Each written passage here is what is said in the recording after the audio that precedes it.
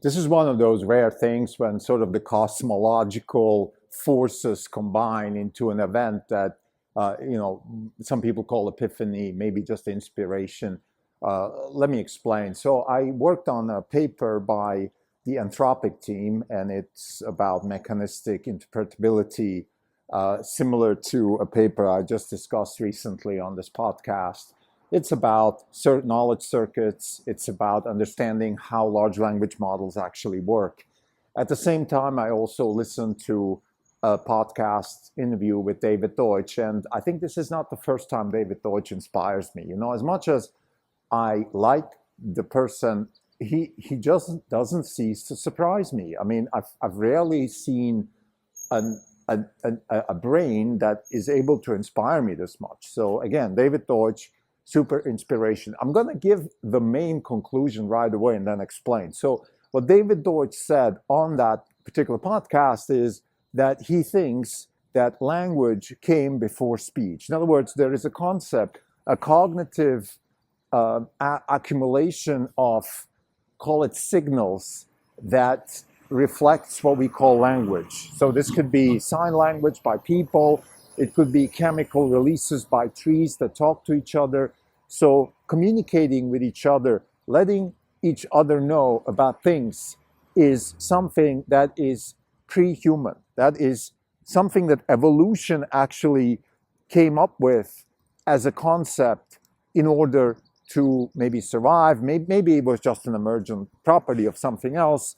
But he said that really important thing, that speech is just an embodiment of language, and that, he went on and discussed other things on that podcast. Now, why is that such an epiphany? Because in the Claude paper, they actually made that same discovery in a different way. They realized that large language models, when they're trained, and they're trained on human body language, right? They're trained on, they're called large language models. So they're trained on language, on internet scale language. When they reason about language, so when they do a translation from French to English or Mandarin to Spanish, there is a meta language that they sort of tap into, a cognitive knowledge that is beyond the simple mechanistic word fromage, which means cheese, or mountain, which means la montagne. There is a concept, a representation of something that is montagne in English and mountain, in French, and mountain in English. So some sort of cognitive understanding, a higher level language that then gets translated into the languages. So to me, I think that's the most important thing about this particular episode that I want to talk about, and about this paper. There's a couple of other things that the paper reveals. I think we have been working on mechanistic interpretability recently, because it's not necessarily that we're interested in alignment and things like that, which in our opinion is a political problem, but it helps you understand what intelligence actually is, and that is really powerful. Some of the other takeaways are that it looks like large language models are reasoning backwards, so that the whole chain of thought thing actually is an illusion. It's an anthropomorphism, that the models tell us to do something but actually do different things.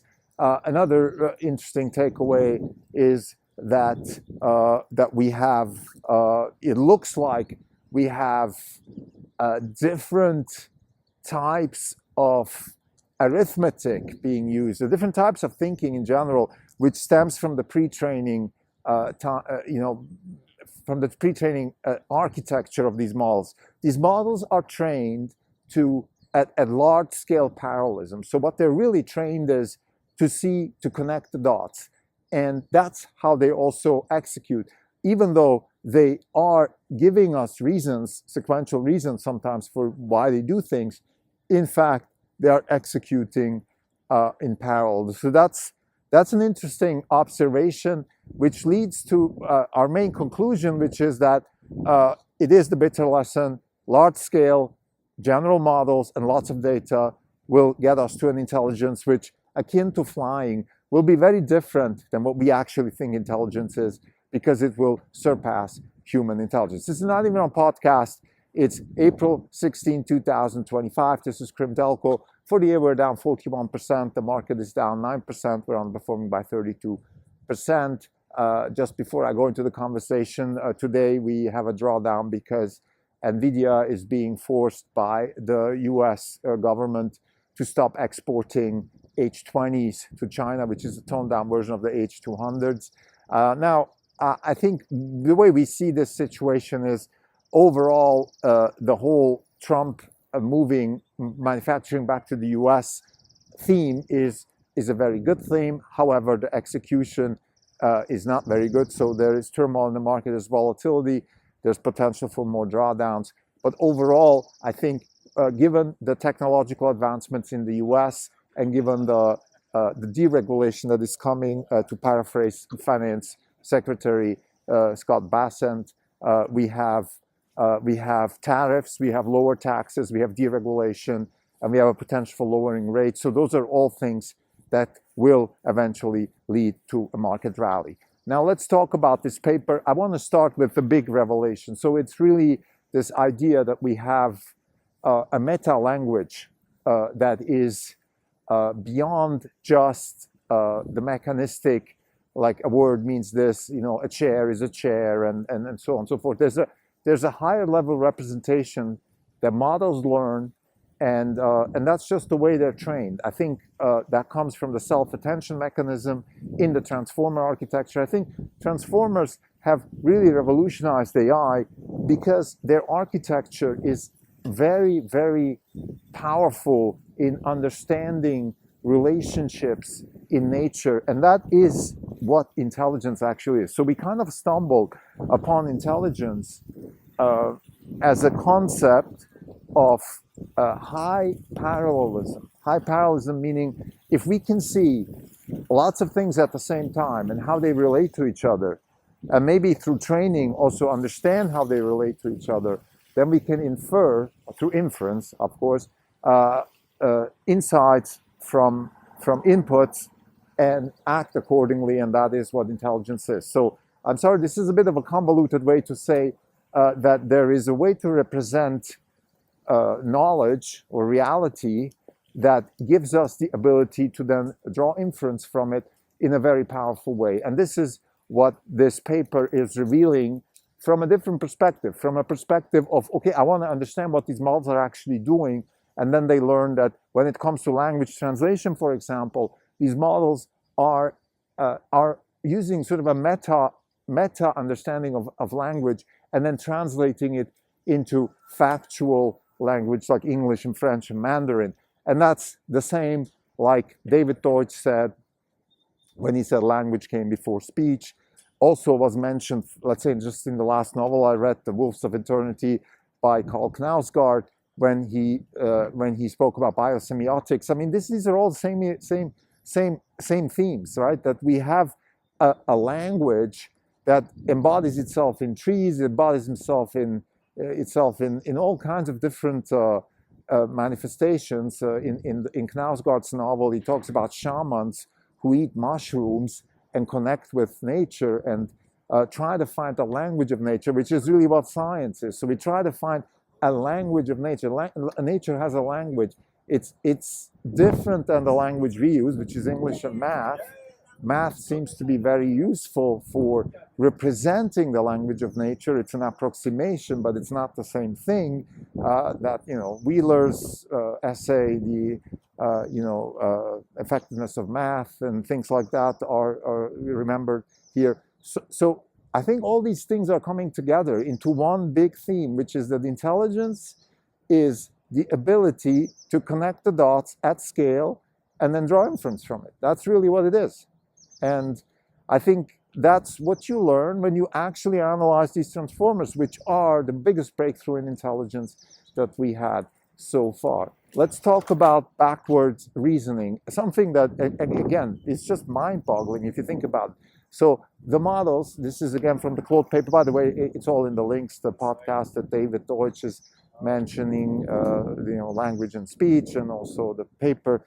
There's a couple of papers, actually 2 papers. One is about knowledge circuits, and the other is about the biology of LLMs. I'm going to explain what that means in a second.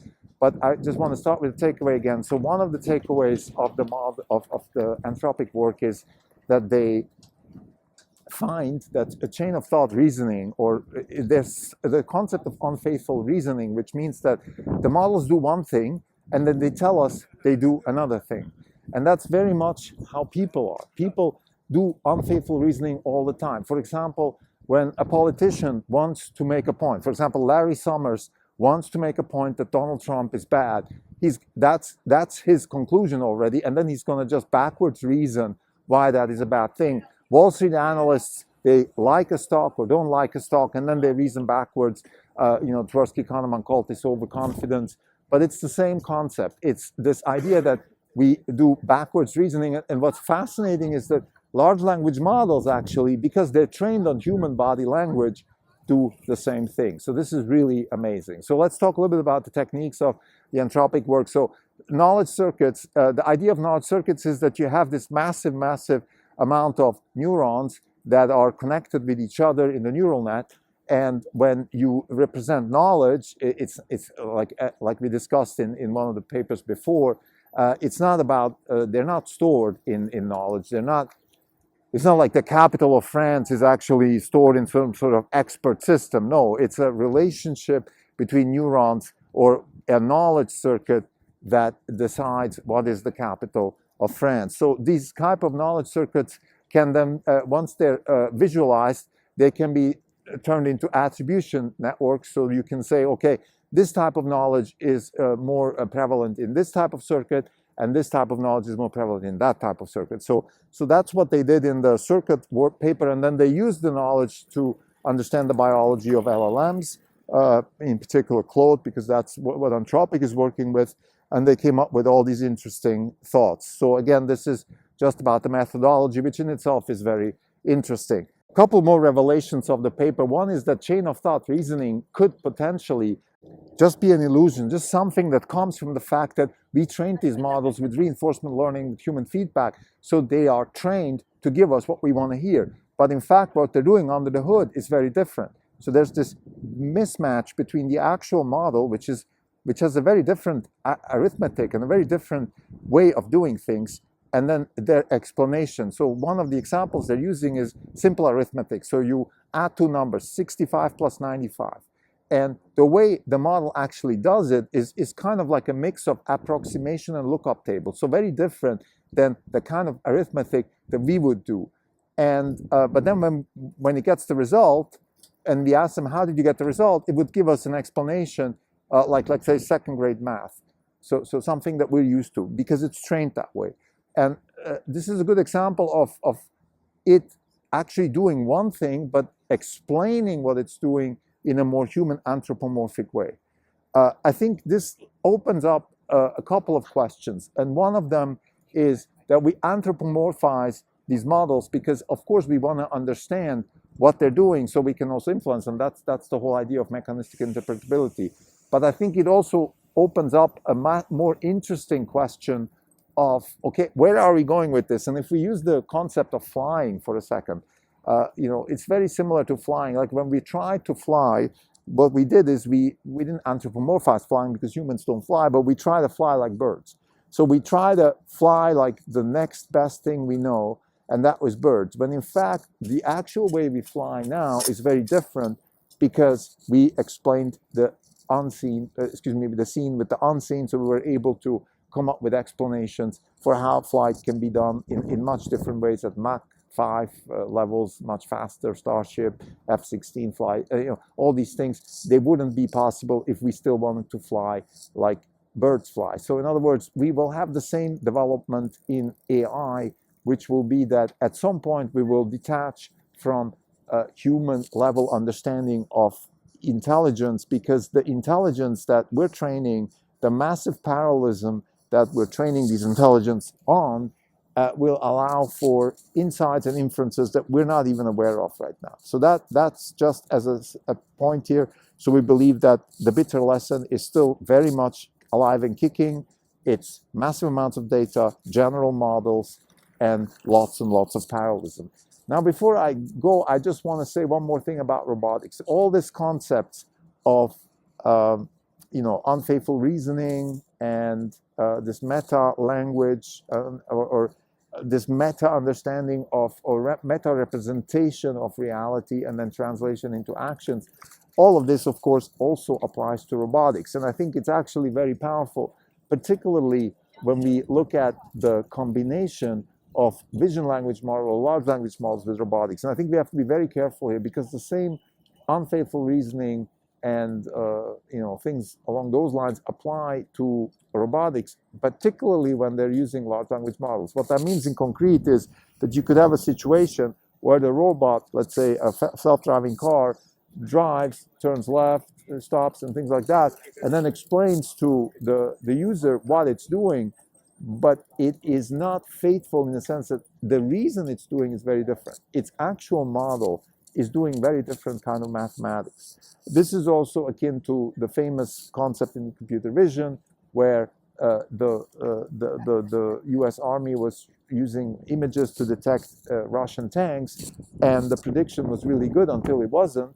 And then they found out that when the images were trained, they were trained on Russian tanks, and the Russian tanks were usually in bad weather. So what the image actually was predicting is the relationship between tanks and bad weather. And as soon as the tanks were in good weather, it couldn't predict Russian tanks anymore. So that kind of thing, that's what unfaithful reasoning actually means. Or in other words, the models, they are doing something that we might not even be aware of. And I think the more parallelism we use, the larger the data sets, the more of these things will happen. So causation and correlation will be detached.